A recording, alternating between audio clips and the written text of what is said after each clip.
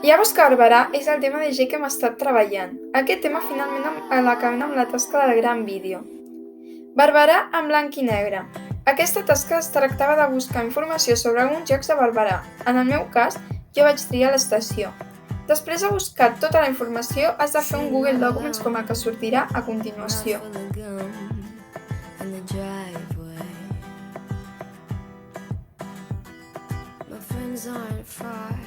Com ha canviat la meva població, en concret al Bosc de Santiga. Amb l'aplicació Giscard vam poder veure com era el Bosc de Santiga abans i com és ara. Animals consumidors. Dos tipus d'animals consumidors poden ser o bé l'esquirol, un animal rosegador i mamífer, o bé la guineu, un animal mamífer però carnívor. Arbres productors. Un tipus d'arbre productor pot ser l'alzina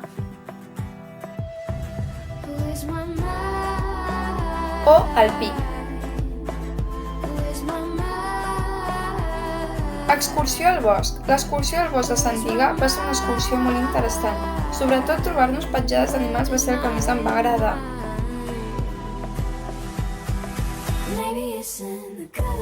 Cadena tròfica. Una cadena tròfica pot arribar a ser la guineu, que es menja el conill, o el conill que menja l'herba del bosc.